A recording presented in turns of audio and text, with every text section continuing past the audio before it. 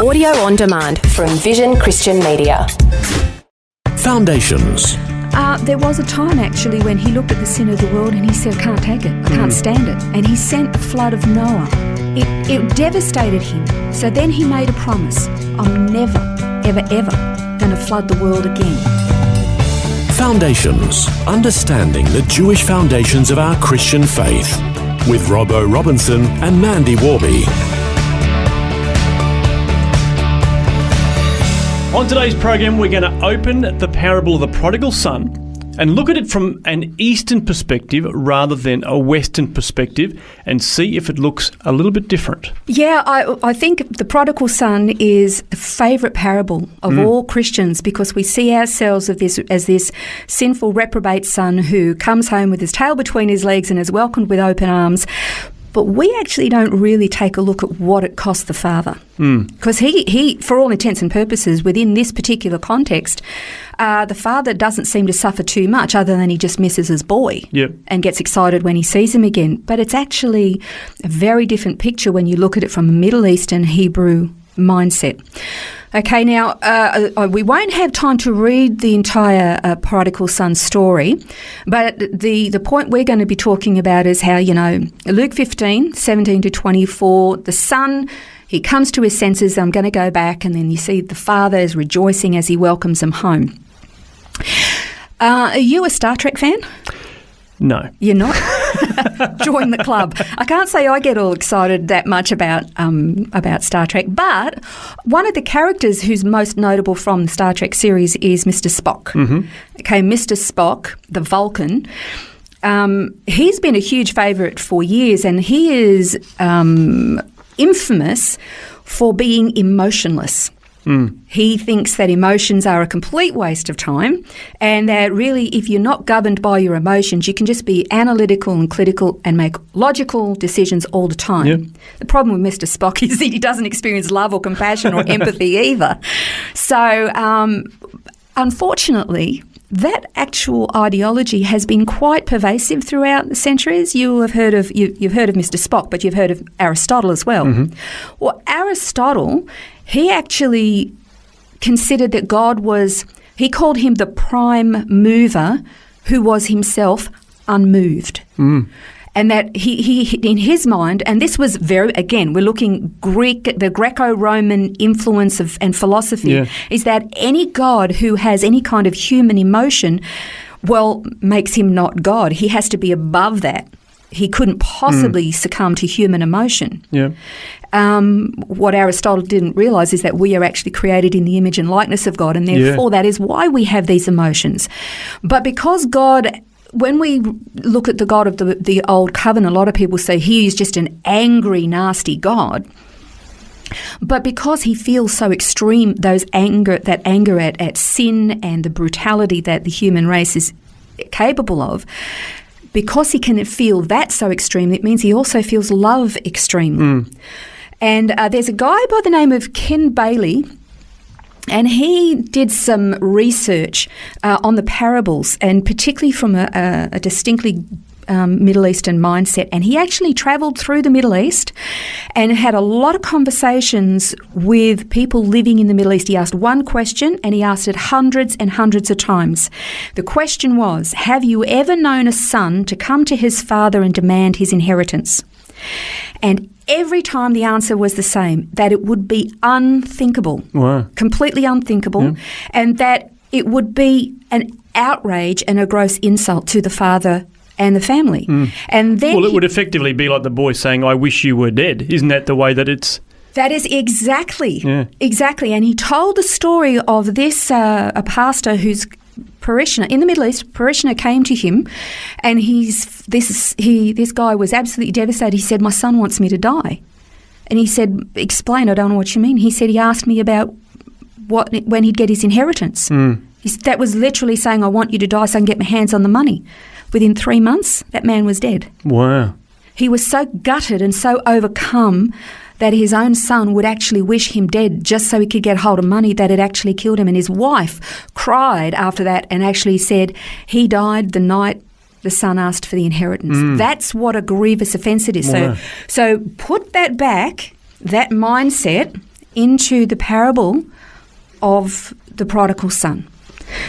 You've got this son who comes to his father and says, I want my inheritance. He's basically saying, I want you to die so I can get my hands on the money. It would have been decimating. I was trying to think of a word stronger than the word decimate. I can't think of one. But it was literally like, could you imagine a father, what he would feel? And we tend to think of sin as just breaking some arbitrary rules, and that we have to go to court and there'll be a cold clinical judge who will say the law has to be enforced, pay the fine, and then you're off. And we tend to equate that with God. And that is true, but to a degree. It's so much more than that, because this parable is teaching us he's not just an arbitrary judge, he is our Father. Yeah. And when we have sinned, we haven't just broken an arbitrary rule, we've broken his heart. He's gutted, he's devastated. I mean, how devastated is he? It cost him his son to bridge that gap and bring redemption.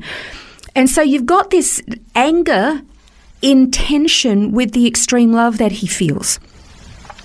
So we say that God is a God of anger, and how could he be indifferent to the sin in the world? Because we often look at God and we say, there's all this sin going on. How can he turn a blind eye? If he's a God of love, how can he sit there and do nothing when all this sin is going on? There was a time actually when he looked at the sin of the world and he said, I can't take it. I can't stand it.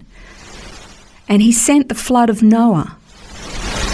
And he literally wiped out the entire human race except for one man and his family, and kept 2 of the animals, and 7 have selected. But basically, he actually did bring judgment. Yeah, clean slate. But it broke him. It devastated him. So then he made a promise. I'm never, ever, ever going to flood the world again. So what does that mean?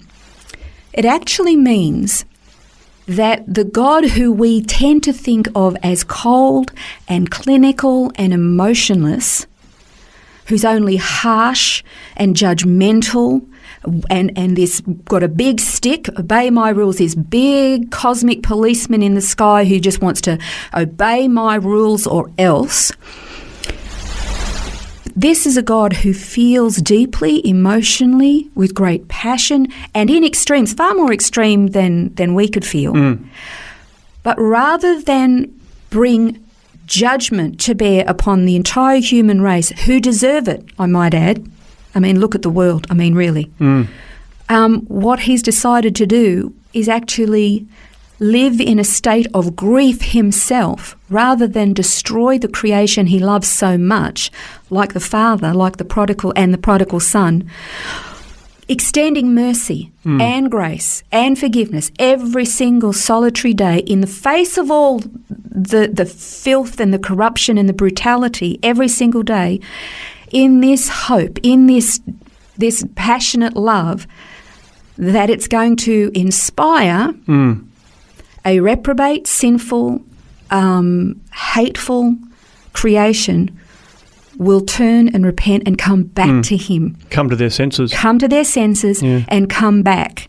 Even though they wish him dead, even though they want the blessings, they want the freedom, they want all the stuff, but without the Father. Wishing him dead, but he lives in this perpetual state of this intense emotion that he feels because his overwhelming extreme love longs for this relationship with his children. Yeah. So contrary to that sort of Greek thought that God is emotionless, it's really the fact that God is so emotion-filled, really, isn't he? Like he's just got so much love and anger and joy and sadness, and all these different emotions are all so very real to God. The difference between, and we talked about this before, about we shouldn't be governed by our emotions. And we were talking in the context of whether we can feel the presence of God. The presence of God is with us no matter where we go, whether we feel it or not. We allow that to govern us. So I'm not saying emotions are bad, not at all, but we shouldn't be governed by emotions. And remember, we're feeling emotions from a state of fallenness. God, however, is unlike us in that he is not in a state of fallenness. He has no sin, but he himself is not governed by his emotions. He reins those emotions in and extends us mercy to give us more and more opportunities to repent and come back. Fascinating. Well, we're going to continue to explore this some more. There's more to look at with this topic of the emotions that God experiences. We'll look at that next time on Foundations. This has been Foundations, a look at the Jewish foundations of our Christian faith. For study notes, resources and more, see vision.org.au/foundations. Thanks for taking time to listen to this audio on demand from Vision Christian Media. To find out more about us, go to vision.org.au.